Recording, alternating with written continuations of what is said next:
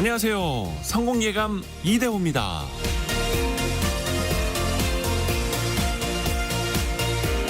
학교 다닐 때 예습과 복습이 중요하다는 말 참 많이 들으셨을 겁니다. 미리 준비하고 한 번 더 새긴다면 같은 내용이 머릿속에 3번이나 자리하겠죠? 그런데 어른이 되어서는 오히려 예습과 복습을 하지 않게 됩니다. 바빠서, 시간에 치여서, 또 새로운 걸 계속 마주해야 해서. 하루를 시작할 때 오늘 할 일을 미리 떠올려보고 회의할 내용을 미리 준비하고 의사결정을 미리 내다보면 조금은 더 나은 결과물을 만들 수 있을 겁니다. 복습 역시 마찬가지죠.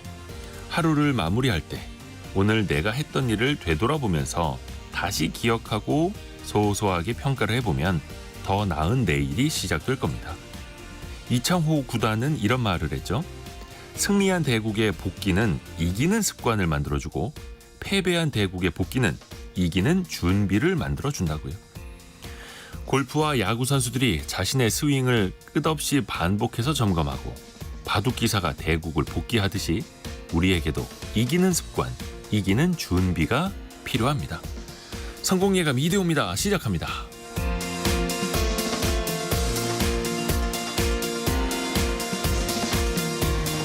안녕하세요. 이대호입니다. 7월 2일 화요일 성공예감 이대호입니다. 함께해 주셔서 감사합니다. 9시 7분이 되고 있고요. 오늘 화요일 KBS 기자들과 함께 원탁의 기자들 K가 찾아가는 날인데요. 정부가 인구전략기획부를 신설한다고 하죠. 새로운 부처를 만드는 건데 제대로 이 저출생 고령화 현상에 좀 대응을 할 수 있을지, 어떤 정책들이 여기에서 나올 수 있을지 한번 같이 논의해 보시죠. 그리고 정부가 70년 만에 외환시장을 추가로 개방을 했습니다. 이제 외환 거래가 새벽 2시까지 가능해지는데요. 어떻게 해서 이런 결정을 내리게 됐는지, 또 미국의 달러화가 계속해서 강세 행진을 이어가고 있는데 원화의 흐름 혹은 변동성은 염려가 없을지 같이 한번 들어보시죠. 오늘의 경제상식 퀴즈, 정답이 조금은 깁니다. 경제상식 퀴즈 바로 내드릴게요. 이들의 은퇴 시기가 본격화되고 있는데요. 한국은행이 우리나라 경제 성장률이 이들의 은퇴로 인해서 0.38%포인트 더 내려갈 수 있다고 분석을 했습니다. 흔히 1차인 2세대가 원조인데요. 1955년부터 1963년생 그 사이를 뜻하고요. 2차 이들은 1964년부터 74년생까지를 뜻합니다. 특히 2차 이들은 경제 성장이 본격화되는 시기에 태어나고 성장하면서 교육 수준이나 IT 활용 능력이 상대적으로 높죠.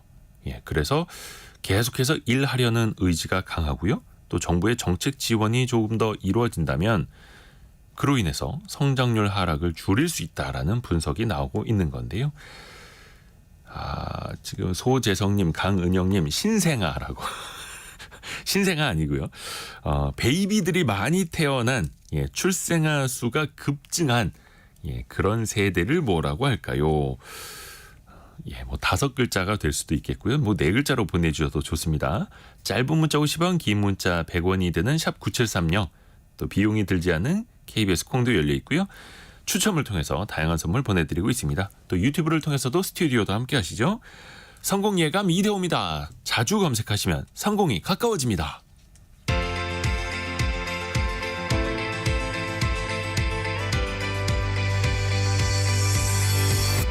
KBS 1라디오 성공예감 이대호입니다.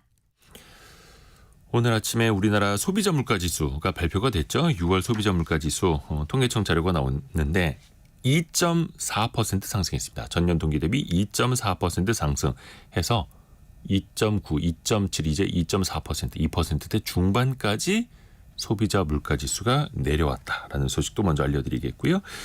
오늘의 경제 뉴스 추가로 더 들어보시죠. 참 좋은 경제연구소 이인철 소장과 함께합니다. 안녕하세요. 네, 안녕하세요. 밤새 미국 증시는 조금 올랐어요. 그렇습니다. 미국 뉴욕 증시가 하반기 첫 거래일 상승세로 마감을 했습니다. 다우지수가 0.13% 올랐고요. 나스닥이 0.83%, 대형주유지 S&P 500 지수가 0.27% 각각 상승세를 기록했습니다.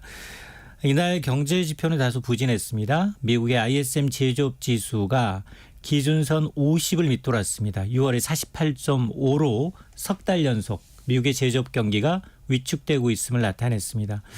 자, 그럼에도 불구하고 미국의 국채 수익률이 오르고 있다. 달러화는 강세다라는 거고요. 오늘 그나마 이제 뉴욕 증시를 상승세로 이끈 건 기술주 개별 종목 장세였습니다. 애플, 마이크로소프트, 아마존닷컴이 모두 2% 내외로 올라왔고요. 테슬라가 2분기 차량 판매 실적 발표 앞두고 있는데 6% 넘게 올랐습니다. 네. 여기다 JP모건 체이스 배당금을 증액하겠다라는 발표로 주가가 사상 최고치를 찍었습니다. 아마 이제 이번 주 뉴욕 증시는 일단은 물가 지표가 이제 좀 잠잠해졌죠. 이 연준의 통화 정책에 주로 참고하는 5월 PCE 개인 소비 지출 물가 지수가 예상치에 부합하고 전월보다 떨어졌기 때문에 아마 이번 주는 고용 지표가 얼마나 둔화될 것인가에 이제 초점이 맞춰지고 있습니다. 3일에 발표되는 ADP의 비농업 부분 신규 고용과 5일에 발표되는 노동부의 6월 서비스업 신규 일자리 등을 확인해야 하는데 오늘 악재는 국제유가입니다. 2%가 넘게 올라서 2달여 만에 최고치입니다.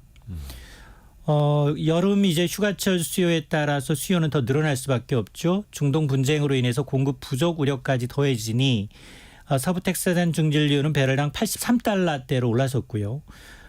북해산 브렌트는 86달러대, 중동산 두바이 현물도 86달러대입니다. 어제부터 유류세 연장됐지만 이제 인하폭 둔화됐잖아요. 그렇죠. 인하폭이 맞습니다. 좀 줄어들었죠. 주유소는 정말 이 신데렐라 자정 딱 되니까 바로 또 가격 올렸나요? 가격을 네. 올려서 아마 이제 좀 점점 오늘 이제 기름값이 가장 싼 것으로 보이고 지금 코스피는 조금 전 상승 출발했는데 지금 하락세로 반전했습니다. 네. 어제 이제 기관의 매수세로 7거래일 만에 2,800선 회복했는데 지금은 한 8포인트 정도 떨어져서 2,800선을 소폭 밑돌고 있고요. 코스닥도 이제 2.8포인트 정도 떨어져서 하락세로 출발을 하고 있습니다. 조금 전에 제가 이제 소비자 물가지수 전년도 대비 상승률이 2.4%까지 내려왔다라고 전달을 해드렸는데 국제 유가는 또 다시 오르고 있고 또 안심할 수 없는 상황입니다. 아이러니하게 예. 이창용 총재가 이제 뭐라고 얘기했냐면 네. 우리나라 소비자 물가 지수가 2.3에서 2.4%가 내려오면 금리나 시그널로 간 줄 알아라고 얘기했거든요. 딱 그 지점 딱 왔네요. 그 지점에 왔어. 그런데 문제는 다음 달 물가가 국제유가 지금 4주 연속 올랐어요. 네. 여기에다가 농산물 가격 지금 폭염 장마철까지 겹치다 보니까 아마 농축산물 가격이 또 뛸 것 같아서 아마 2.4가 또 아마 가장 저점으로 해서 또 반등하지 않을까라는 우려가 있습니다. 또 계속해서 아직도 해결되지 않은 네이버 라인 사태.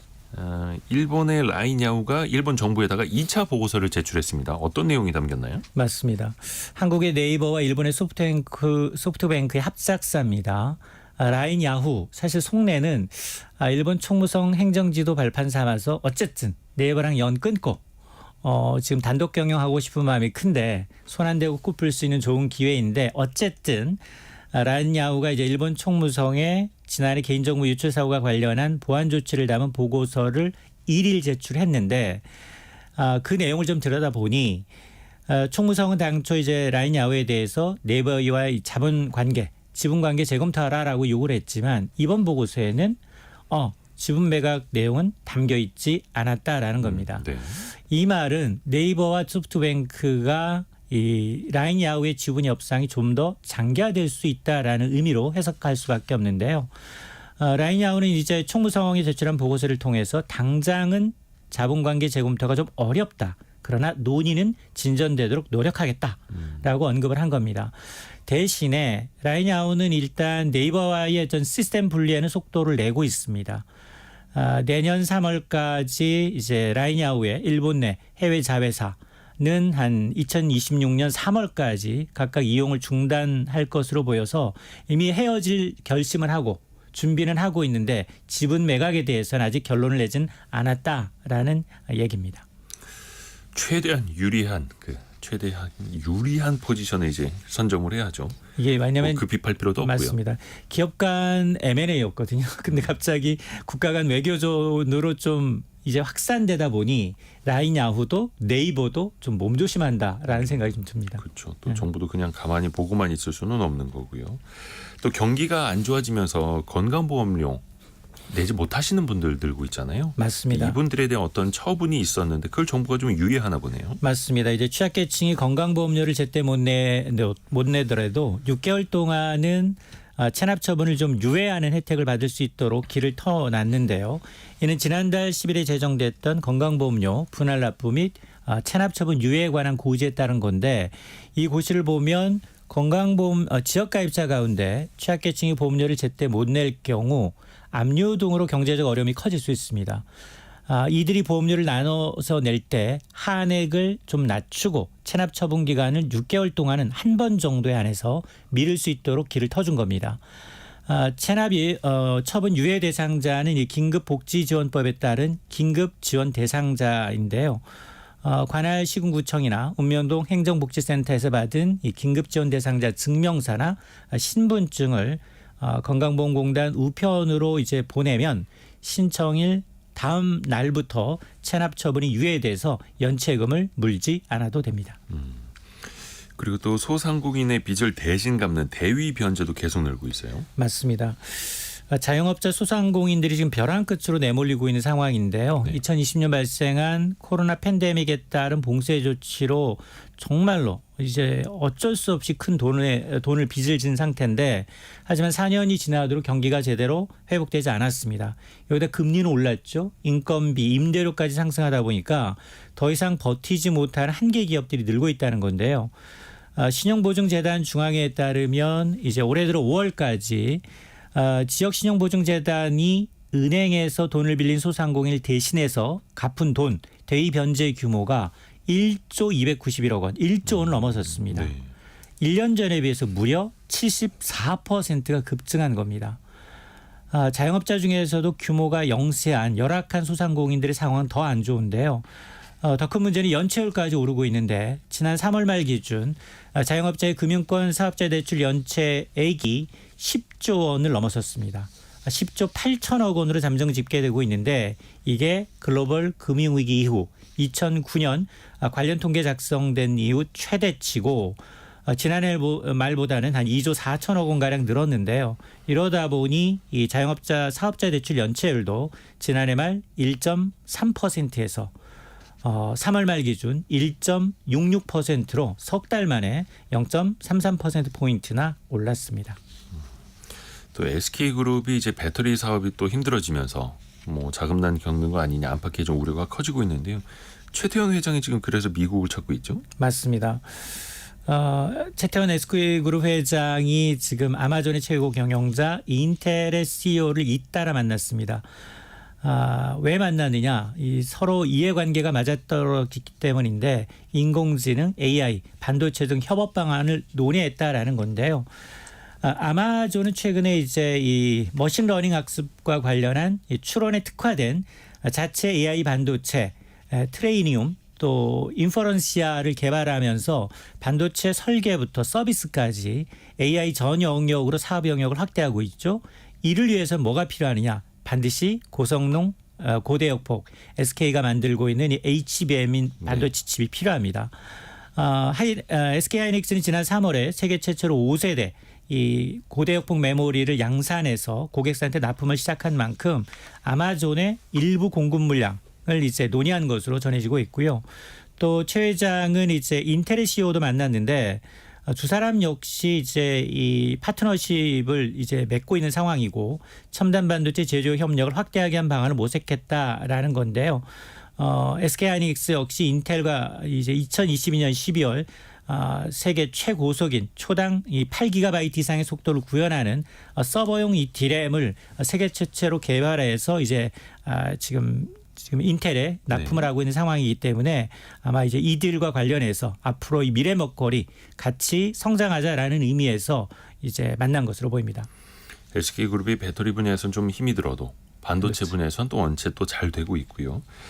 TSMC 그 파운드리의 세계 1위 아닙니까? 삼성과도 이제 압도적으로 격차를 벌려나가고 있는데 거기에다가 설비 투자를 더 늘린다고요. 맞습니다. 세계 최대 파운드리 기업 TSMC가 내년 설비 투자 규모를 최대 50조 원까지 확대한다라는 뉴스가 전해지고 있는데요. 왜냐? 일단 내년 양산을 앞둔 2나노 수요에 대응하기 위한 차원이다라는 겁니다. 이게 50조 원 규모는 이게 역대 두 번째 규모라고 하는데요. 올해보다도 한 최대 14% 이상 늘어난 수치입니다. 근데 지금 나노 경쟁은 주로 삼성과 하고 있거든요. 네. 삼성과 이제 2나노, 3나노는 양산하고 있는데 2나노 이제 수요가 워낙 이제 크다 보니 50조 원까지 투자를 늘려서 이 시장을 선점하겠다라는 건데 삼성을 견제하면서도 그러면서도 이제 TSMC의 경우에는 이와 관련해서 논평은 거부하고 있습니다. 2나노 투자 설비 투자 맞느냐라는 질문이 나올 수밖에 없으니까 뭐 장기적 수요 토대로 신중하게 대처하겠다라는 원론적인 입장을 밝힌 상태입니다. 마라톤에서 그 1등이 점점 더 멀어져가는 그런 느낌이 들기도 합니다. 참 좋은 경제연구소 이인철 소장 함께했습니다. 고맙습니다. 네, 고맙습니다.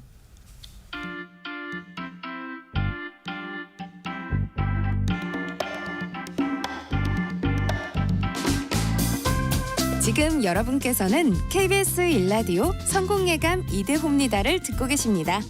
참여해주신 여러분께는 추첨을 통해 아름다운 식탁 창조 주비푸드에서 자연에서 갈아 만든 생와사비를, 쉽고 빠른 판촉물 제작 시너지 기프트에서 진동 클렌저 마사지기를, 그리고 성공예감에서 준비한 커피 쿠폰을 보내드립니다. 당첨자는 성공예감 이대호입니다 홈페이지에서 확인하세요.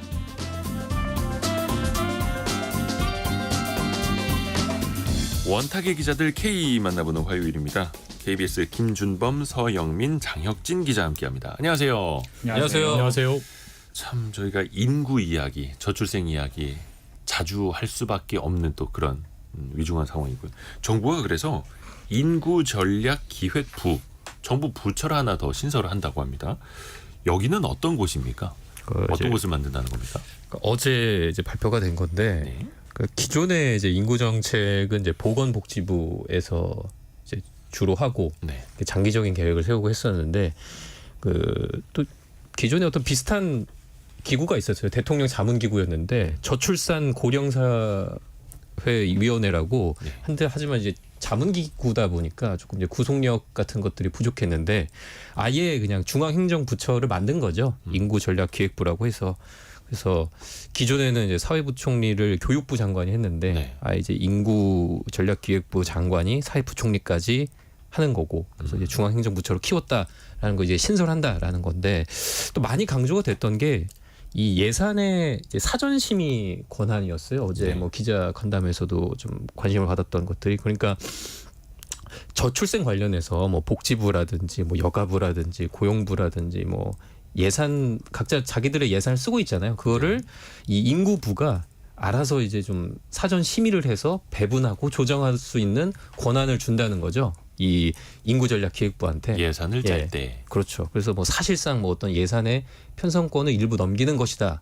그러니까 또 돈줄을 조금 주는 것이다.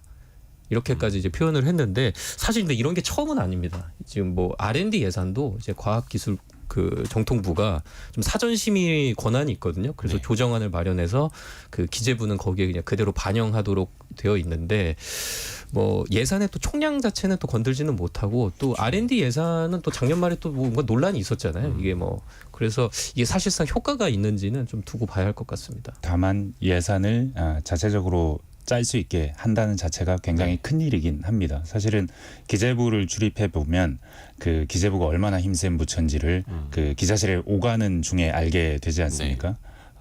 전 부처에서 다 기재부 사무관을 만나려고 줄 서 있습니다. 과장, 국장 이런 특히 사람들이. 이제 예산실. 네, 특히 예산실 앞에서 죽을 치고 있다가 사무관이 식사를 하고 오면 사무관님하고 그 앞에 있는 사무실 앞에 있는 테이블에서 만나서 막 설명을 해요. 사무관을 만나기 위해서 과장, 국장이 그러고, 만약에 그 부서의 과장을 만나려고 하면 더 높은 사람이 와야 되고, 그러니까 기재부의 권력이라는 것이 그 앞에 가면 실감이 나거든요. 네. 근데 그 예산을 어느 정도 짜고 뭐 이렇게 내가 이렇게 쓸 것이다라고 이 보따리를 만들어서 갈 수 있다는 자체가 엄청난 일이긴 합니다. 그렇기 때문에 이 자체가 의미가 없지는 않은 아주 중요한 변화이긴 합니다. 뭐 다들 비슷한 생각이실 것 같아요. 그러니까 뭐 우리나라가 뭐 압도적 꼴찌인 출생률을 계속 경신하고 있기 때문에 뭔가의 조치는 필요하고 거기에서 일환으로 나온 건데 이제 그렇기 때문에 의미는 있는데 이게 뭐 저출생의 기조를 바꿀 만큼 큰 의미가 있을 거냐는 사실 아직 알 수 없고요. 뭐 부처 하나 생긴다고 문제가 생길 거면 세상의 모든 부처를 다 만들면 되는 거죠. 사실 그러니까 이 부처가 앞으로 무엇을 할 것인가 지금까지 뭐 백약이 무효했던 저출생 정책과는 예.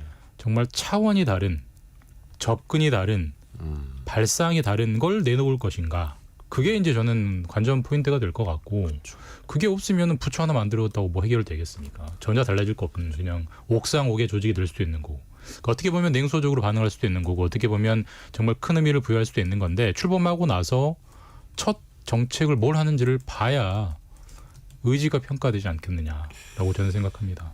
저출산 고령사회위원회의 위원장이 사실은 대통령이죠. 네. 어떻게 보면 이제 대통령이 직접 이끌어가는 위원회도 있었는데 그걸로는 안 되겠다. 부처 하나를 더 만들자. 이제 장관급 자리인데 사회부총리로 이제 격상을 시켜서 근데 그동안에 우리나라에 뭐 부총리가 없어서 못했던 정책이냐 사실 또 그것도 아니고요. 네.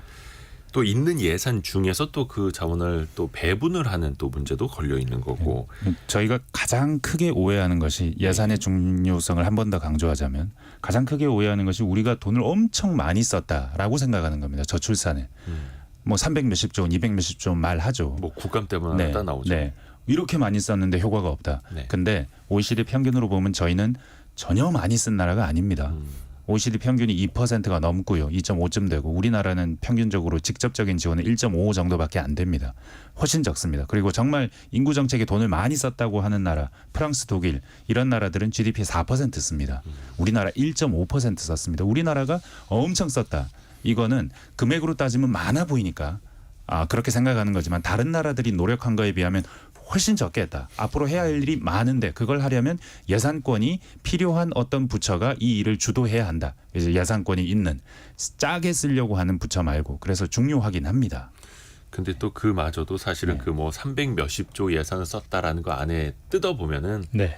뭐 사실 이게 저출산 대응 예산인가 싶은 것까지도 다 또 포함이 되어 부동산 있고요. 예산 막 이런 거 들어가 있죠. 부동산 예산 뭐 네. 예를 들어서 게임 중독 예방 예산 뭐 이런 거 다 들어가 있고 그러다 보니까 많은 사람들이 이제 실효를 이제 체감하지 못했던 그런 한계도 있는 건데요. 그게 부처가 생기면 과연 달라질까?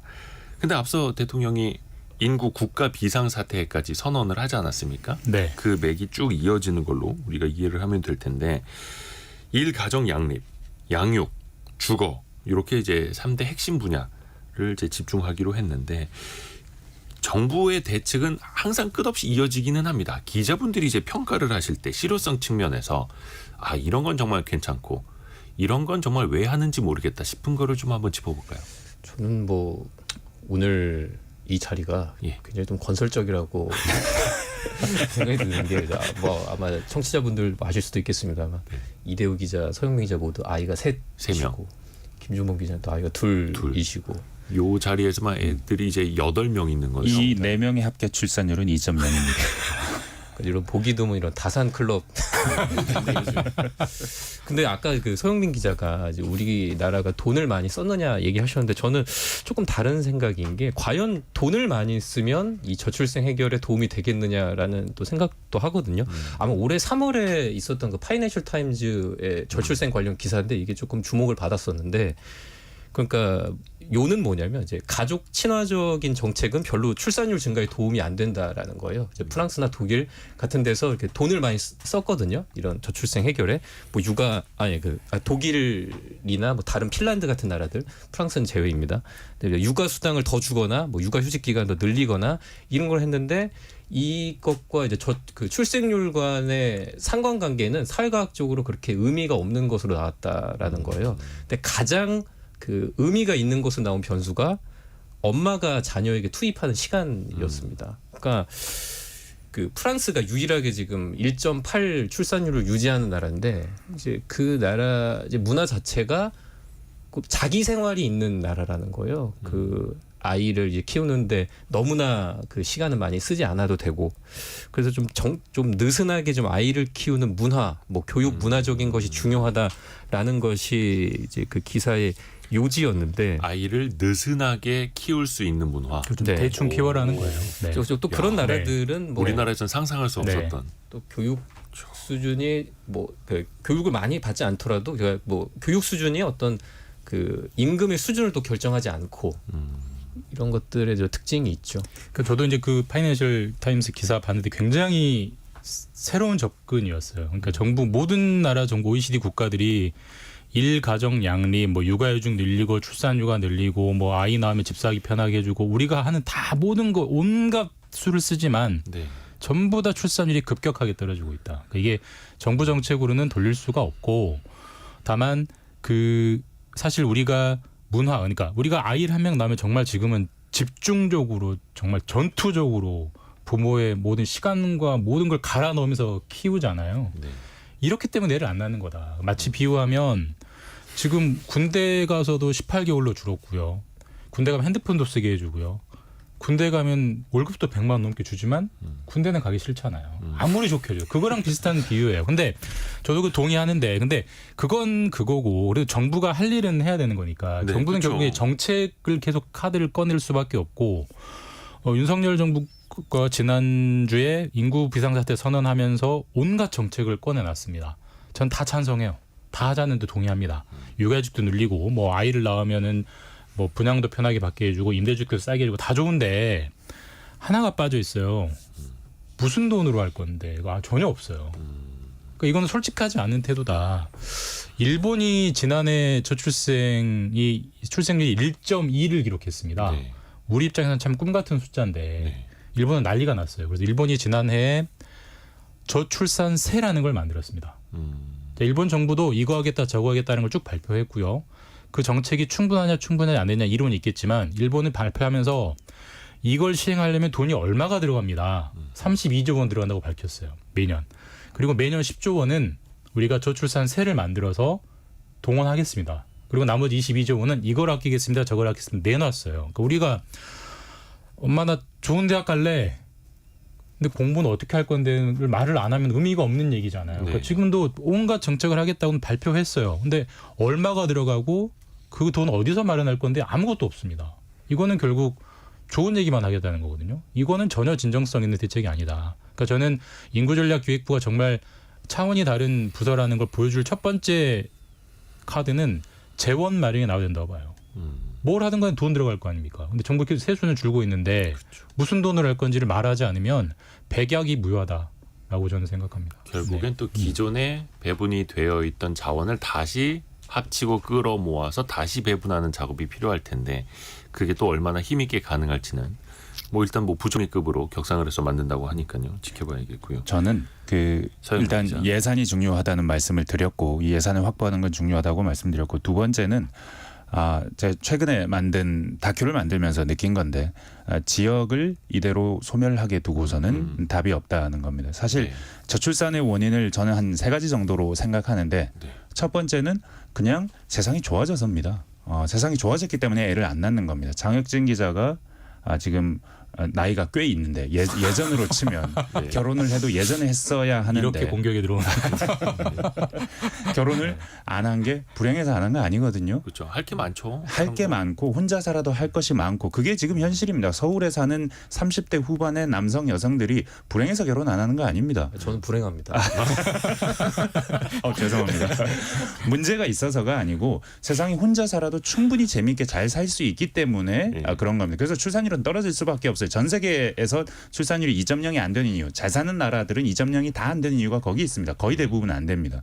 일단은 좋아졌기 때문이에요. 그리고 2015년이라는 기점이 하나 있습니다. 두 번째는 2015년에 무슨 일이 일어난 것 같아요. 전 세계에서 그때부터 출산율이 다 같이 급전직하하고 있습니다. 2015년. 이게 사실은 4차 산업혁명하고도 연결이 돼 있는데 점점 더 사람들이 사이버 세계에 탐닉하기도 하고 그리고 점점 더 사람이 더 필요 없는 세상으로 쪽으로 가기도 하고 2015년이 어떤 기점인데 여기는 인구학자들이 2015년을 굉장히 주목합니다. 우리나라만 그런 게 아니고 우리나라도 그렇고 다른 나라들도 2015년 이후 급격히 떨어집니다. 그런데 우리나라만의 특징이라고 하면 너무 큰 수도권입니다. 인구의 절반 이상이 이 수도권에 모여 삽니다. 이런 나라가 전 세계에 없습니다. 유럽은 수도권에 모여 사는 사람이 15% 20%만 돼도 난리가 납니다. 너무 많이 모여 산다. 근데 우리는 50%가 모여 살아요. 그리고 나머지 지역은 다 없어지고 있는 상황입니다. 젊은이들이 다 수도권으로 와요. 일자리가 다 여기에만 있기 때문에 1극 사회이기 때문인데 그래서 이 수도권에 모여 있는 이 자원을 세계적으로 그렇듯이 우리나라도 역시 지방마다 뭔가 그 자생적인 뭔가가 있을 수 있게 만들어줘야 되는데 지금까지는 없어요. 그래서 제가 생각하기엔 이 저출산 문제를 해결하는 부처라면 예산을 어떻게 써야 할 것인가의 가장 큰 몫은 지역 균형 개발입니다. 지역 균형 개발에서 지역에서 젊은이들이 일자리를 가지고 살 수 있게 만들어주는 것이 장기적인 해법일 수밖에 없기 때문에 저는 지역 균형 개발을 꼭 가장 중요한 과제 중에 하나로 삼아야 된다고 보는데 지금 없습니다. 청년들 입장에서는 지역에 일자리가 없다. 그러니 수도권으로 간다. 그런데 또 그 사업하시는 분들은 지역으로 가면은 인재 채용이 어려워진다. 그래서 수도권으로 갈 수밖에 없다. 약간 동상이몽 같기도 하고 어디에선가 이제 이걸 끊어내야 되는데 그건 또 이제 정책적으로 좀 힘을 발휘해야 할 테고요. 그 인구전략기획부에서는 나중에 그런 국토 균형 발전 그런 것도 좀 같이 신경을 써야 되지 않을까라는 생각도 들고요. 또 하나 그 다양한 정책들이 있기는 있습니다만 한국경제인협회 이야기를 들어보면은 현금성 지원에 더 집중해야 한다 이런 이야기도 나오더라고요. 이것도 참 격세지감이 드는 보도 자료긴 합니다. 그러니까 이게 한국경제인연합회가 예전으로 전경련이죠. 거기서 보도 자료를 낸 건데, 그러니까 자기들이 이제 국제적인 출산율 증가 정책들을 비교 분석을 해보니까 현물을 나눠주는 것보다는 현금을 나눠주는 게 출생률을 높이는데 효과가 있더라. 그러니까 아이 낳았을 때 우유병, 젖병, 세척기 주지 말고 돈을 줘라 그냥. 그게 낫더라라는 건데 뭐 당연히 그 종합적으로 데이터를 가지고 분석을 했기 때문에 일리 있는 얘기일 거라고 생각하는데 두 가지 점에서는 격세지감인데요. 첫 번째는 야 전경련이 이런 얘기를 하는구나. 이거 사실 전형적인 포퓰리즘 정책으로 공격받기 딱 좋은 거거든요. 애 나오면 돈 준다 이건데. 근데 이제 한국경제인연합회 이런 얘기를 할 정도로 저출생 문제가 정말 모든 수단을 총동원해야 되는 정말 심각한 상황이구나라고 느꼈고, 근데 이제 그 현금성 지원을 하면 출생률을 올린다는 숫자를 자세히 들여다보면 GDP 대비 1%의 돈을 쓰면 출산율이 0.06명 오른다는 거거든요. 자 그러면 우리나라로 대입을 하면 우리나라가 GDP가 2천조 원이니까요. 1%면 20조 원입니다. 1년에 20조 원 쓰면 0.7명 하던 출산율이 0.76명이 된다는 거예요. 1점대로 올리려면 한 100조를 써야 됩니다. 그러니까 이게 지금 우리 재원 구조로는 어떻게 할 수가 없는, 우리가 저출생 우리나라 연간 예산이 600조 원 정도인데 저출생 정책에 100조 원을 쓴다? 불가능합니다. 아니 정말 할 거면은 아까 말씀드렸듯이 재원을 만들어야 되는 거. 그런 좀 격세지감이 들더라고요. 네. 정경련 산하 한경협에서 나온 그 연구 결과를 볼 때 주목할 게 방금 말씀해 주셨지만 저소득층입니다. 근데 이게 서울대 이철희 교수가 인구 분야 전문가신데 최근에 책도 내셨는데 늘 하시는 말, 어떤 정책이 효과가 있느냐. 지난주에 별책부록 방송 그렇습니다. 예. 어떤 정책이 효과가 있느냐. 효과가 있는 정책이 무엇이냐를 입증해야 된다는 겁니다. 계량적으로 실증적으로. 아까 파이낸셜 타임즈도 마찬가지입니다. 어떤 정책이 효과가 있는지 데이터로 뭐 무슨 경제학적인 회귀 분석이라는 방법을 통해서 이게 의미가 있느냐 없느냐 살펴봐야 된다는 건데, 근데 이철희 교수가 강조하는 말이 돈은 효과가 있다. 우리는 아직 돈을 많이 안 써봤기 때문에 돈을 좀 써볼 필요는 있다. 그런데 모든 계층에 다 쓰는 건 의미가 없다. 왜냐하면 소득이 있는 사람들에게 돈을 조금 더 줬을 때 애를 더 많이 낳는 비율은 극히 드물다. 극히 적다. 근데 소득이 일정 수준 이하인 사람들에게 돈을 좀 뭉텅이 돈을 던져주면 확실히 애를 더 낳게 만드는 인센티브가 분명히 있다. 이게 뭐 경제학적으로 그리고 계량적으로 증명이 된다는 겁니다. 그래서 모든 계층에게, 그러니까 애 낳으면 1억 이게 아니고 어떤 층위 이하의 계층에게, 소득 계층에게 돈을 주면 확실히 애를 더 많이 낳게 만드는 효과가 있다. 그래서 저소득층에 집중하자는 겁니다. 이게 사회적인 문제가 있을 수는 있지만 경제적으로는 분명히 숫자상으로는 분명히 그렇게 나온다는 겁니다. 돈이 있어도 네. 아이를 안 낳는 사람들이 분명히 또 있으니까요. 네. 8855님, 출산 장려는 살기 좋은 나라 복지국가를 만드는 데 있다고 생각합니다. 특히 교육정책 개선이 시급합니다라는 의견 주셨고요. 정인숙님, 제발 현재 육아를 하고 있는 부모들을 만나서 근본적인 해결책을 들었으면 좋겠습니다라고 의견도 주셨고요.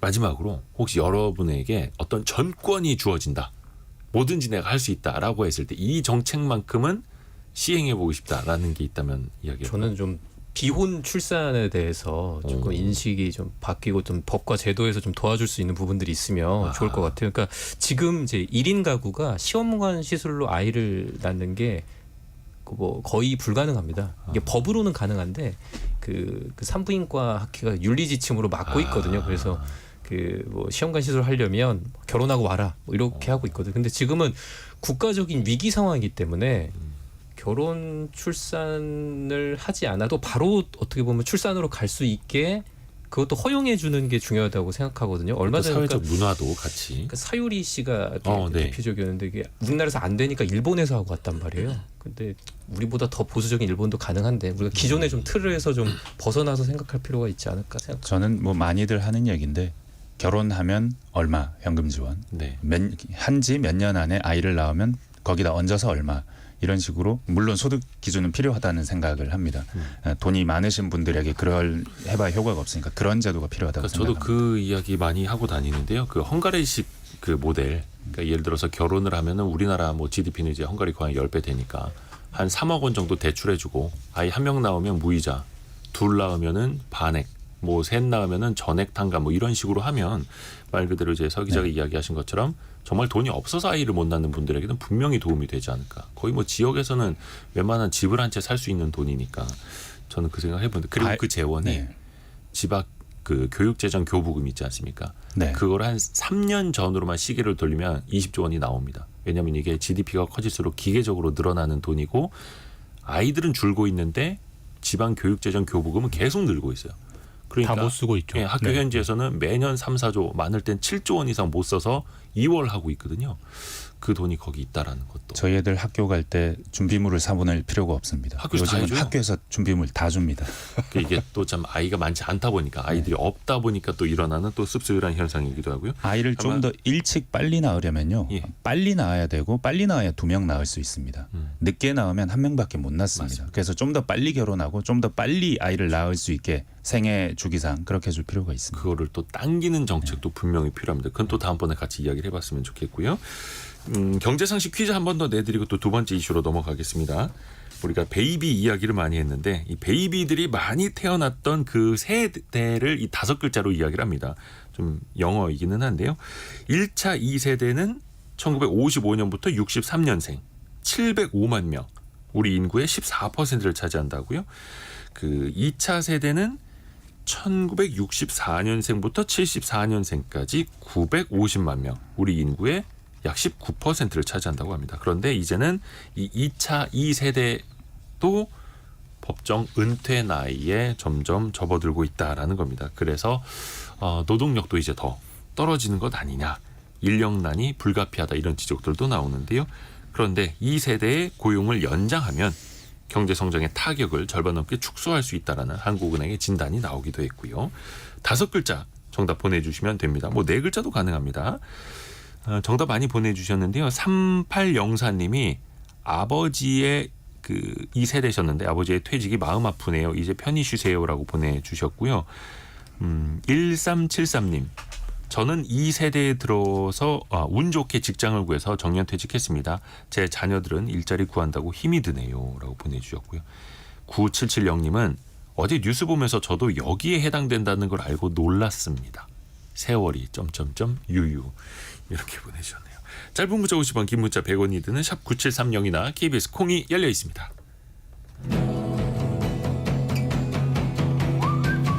오늘의 움직임에 주목하고 세상의 흐름을 놓치지 않습니다. 여러분의 내일을 응원하며 성공의 열쇠를 함께 찾아갑니다. 성공예감 이대호입니다.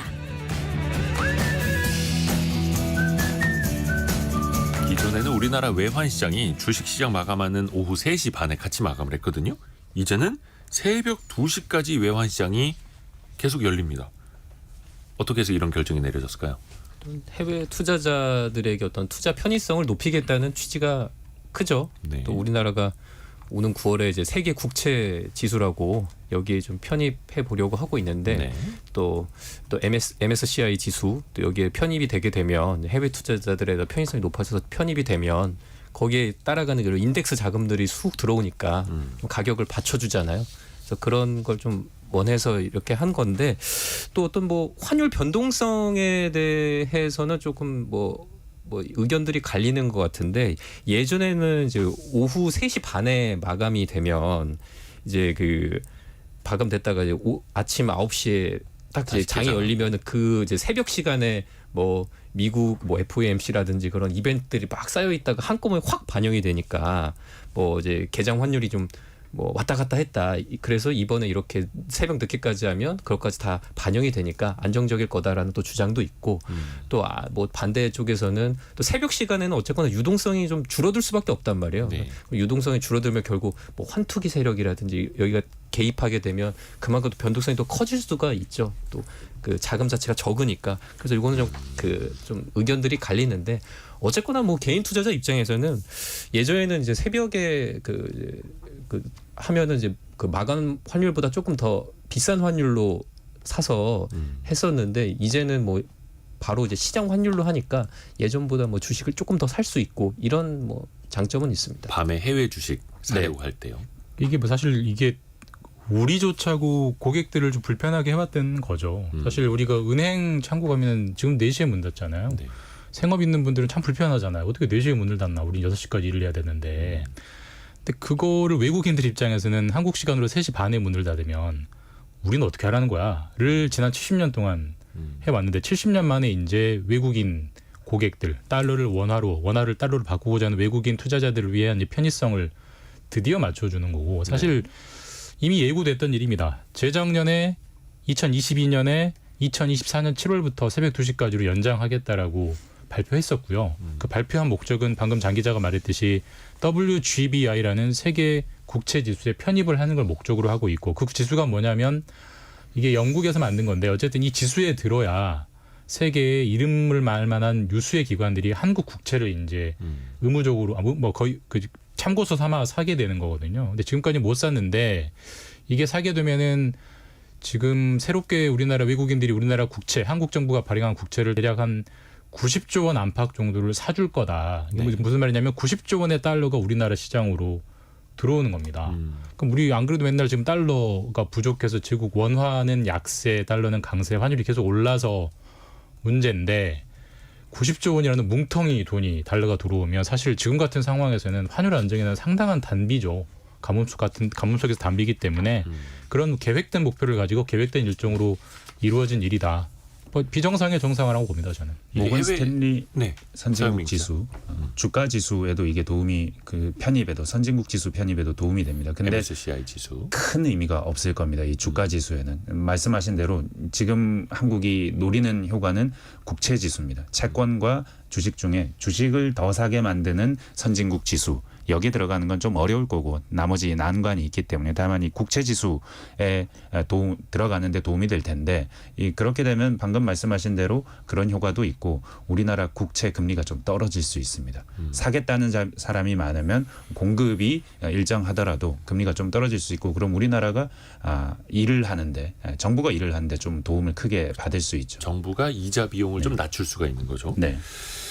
근데 이제 외국인 투자자들이 항상 요구해 왔던 게 외환시장 개방 네. 아니었습니까? 근데 이걸 새벽 2시까지 문을 연장해서 열겠다라는 게 개방이라고 봐야 될까요? 반개방이라고 해야 될까요? 완전 개방이라고 봐야 될까요? 그 새벽 2시가 영국 외환 시장이 문을 닫는 시간에 우리 시간이 새벽 2시이기 때문에 그러니까 외국인들이 주로 그 외환 거래를 하는 시장에 문 닫는 시간에 맞췄기 때문에 뭐 저는 거의 개방이라고 볼 수 있고요. 작년에 중국도 외환 시장을 완전 개방했는데 사실 중국이 우리보다 빨랐거든요. 새벽 3시예요. 거의도. 그러니까 우리 시차 고려하면 같은 시간이거든요. 그러니까 이거 보면은 거의 뭐 이번 조치는 완전 개방에 가깝다. 마지막 숙제를 다 했다라고 저는 봅니다. 네. 네. 그동안에 근데 정부가 염려했던 게 어떤 변동성이 너무나 커졌을 때 우리 당국이 개입할 수 있는 여지가 너무 없어지지 않을까 그런 걸 우려했던 거잖아요. 근데 그러니까 지금은 괜찮을까요? 밤 사이에 이제 환율이 급등락할 때 우리는 잠자고 있으니까 정부가 긴급하게 개입을 못하지 않느냐. 네. 그러니까 열기 불안하다. 이걸로 계속 70년 동안 막아왔던 건데 사실 우리가 이제 그 정도는 컨트롤할 수 있다는 자신감, 이제는 능력 같은 게 있고 외환 보유고가 지금 4천억 달러가 넘기 때문에 네. 우리가 뭐 작은 움직임에 흔들릴 정도로 약한 나라 아니다. 이미 뭐 지금 WGBI 그러니까 세계 국제지수에 편입된 나라가 24개국이에요. 우리가 GDP 순위가 24등은 아니잖아요. 그러니까 이미 한참 전에 들었어야 되는데 뒤늦은 거죠. 그러니까 그 정도는 정부가 이제 좀 신경 쓰고 하면 되지 않겠느냐 생각, 뭐 안심해도 되지 않나 봅니다. 저는. 네. 시중 은행들은 어떨까요? 뭐 외환 딜링룸 그 스케치한 기사들 보니까 이제 야간 데스크까지 이제 신설을 하고 교대로 또 일을 하고 뭐 이제 어젯밤이었나요? 최상목 경제부총리랑 그다음에 한국은행 부총재까지 같이 이제 뭐 가서 네. 점검을 또 했다고 하더라고요. 비공개로 가서. 시중 은행들 입장에서 또 달라지는 게 많지 않을까요? 경쟁력이 또 외국계 은행들하고 또 같이 또 이제 경쟁을 해야 하는 그런 처지가 될 수도 있겠고요. 그러니까 이번에 이제 새벽 2시까지 연장된 거에 하나 더해서 이제 우리나라 외환시장에 외국 금융기관도 참여할 수 있고 네. 거래를 할 수 있거든요. 지금까지 막았는데, 그러니까 사실 이제 우리나라의 유명한 외환 딜러들이 우리들끼리만 이제 거래를 했었는데 해외 딜러들이 들어오니까 뭐 당연히 경쟁이 좀 심화되고 좀 피곤해진 측면은 있겠지만 기존에 오후 3시 반에 외환시장이 문을 닫았다고 해서 그 시간 이후에 외환이 거래 안 됐던 건 아니거든요. 선물환 거래라고 해서 네. 사실 선수들은 다 이제 거래를 하고 다 계속 주시하고 있었던 거가 이제 그게 현물환으로 바뀌는 정도이기 때문에 뭐 그게 뭐 마치 공부 잘하는 사람 입장에서는 큰 변화가 아니거든요. 네, 그래서 저는 뭐 그게 그렇게까지 뭐 은행들이 야간 인력을 배치하고 야간 수당을 줘야 하는 정도의 변화가 아닌가. 저는 그렇게 생각해요. 근데 또 최근의 흐름이 달러 강세가 계속 이어지지 않습니까? 우리나라 지금 원달러 환율도 오늘도 1380원대 가리키고 있는데 1385원이네요. 현재는. 이런 상황에서는 괜찮을까요? 어떻게 보면 이제 원화의 체력이 조금은 떨어져 있는 상황이잖아요. 근데 이게 우리가 뭐 특별히 못해서 저는 원화 약세라고 보지는 않고요. 그리고 달러 강세는 지금 뭐 미국 경제가 워낙 그 유별나게 좋기 때문에 네. 그런 거니까 어쩔 수 없이 지금 한동안은 그렇게 갈 수밖에 없지 않나 싶고, 다만 좀 우려되는 거는 조금 전에 저희가 6월 소비자 물가가 발표가 됐습니다만 이제 2.4% 오른 것으로 나왔는데 그 이제 우리가 소비자 물가는 조금 잡혀가는 흐름인데 어쨌거나 환율이 급등하게 되면 수입 물가를 높이니까 그나마 좀 잡혀가던 물가에 조금 이제 걱정이 되는 좀 요소가 될 수는 있을 것 같고, 근데 전 뭐 좀 다른 면도 봤으면 좋겠어요. 우리가 지금 그 대미 금융 자산이라고 해서 우리가 외국에 이제 투자하고 있는 그런 자산들이 엄청나게 최근에 많아졌거든요. 네. 뭐 사학개미도 많아졌고 뭐 미국 주식들 많이 투자하시니까 지금 이제 지난 25일 기준으로 8천억 달러를 넘어갔다는 건데, 어쨌거나 이제 달러 표시 자산이니까 그러니까 그 환율이 올라간다는 거는 거기에 수익률이 좋아지는 거잖아요. 거기서 또 우리 기업이 해외에 투자한 것도 있으니까 거기서 이제 뭐 투자한 자산에서 수익률이 높아지게 된 것 가지고 뭐 국내에 또 투자를 할 수 있고 그렇게 된다면 뭐 긍정적으로 볼 수 있는 부분도 있지 않은 건가 이렇게 생각도 합니다. 달러화뿐만 아니라 달러 표시 자산도 많아지고 있으니까요. 이게 또 체력이 또 달라지는 거죠. 사실 왜 이렇게 우리 환율이 지금 정부가 강제로 지금 막고 있어서 1380원대 있는 거거든요. 만약에 가만히 구두 개입을 있었으면 또 얼마 전에 하기도 구두 했고요. 개입도 했고 국민연금이랑 스와프 하겠다고도 했고, 그래서 한국은행과 네. 국민연금. 네, 그래서 통화당국이 그래서 외환 당국이 막고 있는 건데, 막고 있어서 이렇게 되는 건데, 사실 이렇게 외환 거래를 좀 더 많은 시간 하게 되면 좀 더 취약해지는 건 분명합니다. 어떤 위기가 있을 때 아니면은 방향성이 잡혔을 때 좀 더 오래 대응해야 되고, 그리고 좀 더 잘 면밀히 장시간 살펴봐야 되는 측면은 있는데, 근데 앞으로 상황을 보면 조금 더 불안해질 가능성이 높은 것 같아요. 사실은 그 미국 대선, 미국 뭐 경기가 좋아서 이건 뭐 더 얘기할 필요가 없고 지속되는 거고, 미국 대선 효과가 좀 있는 것 같습니다. 미국 대선 토론회 첫 번째 토론회 트럼프가 이기고 바이든이 참패한 이 토론회 중간에 미국 금리가 막 올라갔습니다. 네. 그러니까 앞으로 만약에 트럼프가 집권하게 되면 미국이 어떻게 될 것인가에 대해서 투자자들이 생각하는 건 그 이자 금리가 올라가는 거예요. 왜냐하면 트럼프가 돈을 더 많이 쓸 테니까 국채를 더 많이 발행할 테니까 트럼프는 돈을 더 많이 쓰겠다는 계획은 있는데 더 많이 걷겠다는 계획은 전혀 없는 사람이니까 거기에 더해서 이제 인플레이션이 올라갈 가능성도 높다는 겁니다. 왜냐하면 트럼프가 대중 관세도 60% 부과하지만 나머지 동맹국들한테도 10% 부과한다라고 했기 때문인데 그렇게 되기 때문에 점점 더 인플레이션 효과는 어쩌면 더 높아질 수 있고 그러다 보니까는 앞으로 미국이 어떻게 될까? 금리가 올라가는 방향으로 투자자들이 베팅한다는 겁니다. 그 말은 미국 금리가 높아진다는 말은 우리 입장에서는 환율 측면에서는 안 좋은 효과가 기대되는 거거든요. 그러면 환율은 좀 더 숫자가 더 높아질 가능성 쪽으로 열려가게 되는 겁니다. 그 달러에 대한 그 선호 현상은 현재까지는 계속 이어졌습니다. 한 10여 년 전에도 달러화가 그 지위를 잃을 것이다라고 예측했던 사람들은 결과론적으로 지금까지 틀려왔고 앞으로는 어떨까요? 물론 이제 금에 대한 수요도 각국의 중앙은행들이 많아졌고 비트코인이라는 대체제도 뭐 조금이나마 또 뜨고는 있습니다만 당분간은 뭐 무적 달러 아닐까요? 사실 뭐 환율이라는 게 여러 가지 요인이 있지만 큰 틀에서는 그 나라의 경제력 혹은 큰 틀에서는 그 나라의 조금 더 보면 국력을 반영하는 거거든요. 그 나라가 세야 그 나라의 환율이 세지는 건데 지금 원화만 약한 게 아니고 엔화도 약해지고 있고요. 달러 위안화도 약해지고 있어요. 한중일이 다 약해지고 있거든요. 달러는 세지고 있고. 그러니까 지금 우리나라 GDP보다 비싼 미국 시총 기업이 5개잖아요. 그러니까 그게 보여주는 겁니다. 미국이 얼마나 센지를. 그렇기 때문에 물론 이게 뭐 장기적으로 어떻게 될까요? 저도 모르겠지만 단기적으로는 뭐 달러를 위협하는 금도 있고 비트코인도 있긴 하지만 그 지위는 정말 흔들리지 않고 가지 않겠느냐. 그게 그렇게 보는 게 그렇게 보고 경제적 의사결정을 하는 게 손해볼 확률은 적지 않겠느냐. 그렇게 감히 예측해 봅니다. 예. 마무리를 해야 될 시간이네요. KBS 서영민, 김준범, 장혁진 기자와 함께한 원탁의 기자들 K였습니다. 고맙습니다. 감사합니다. 2부에서는요. 저희가 건설업 동향도 그리고 부동산 시장 점검 함께 해봅니다.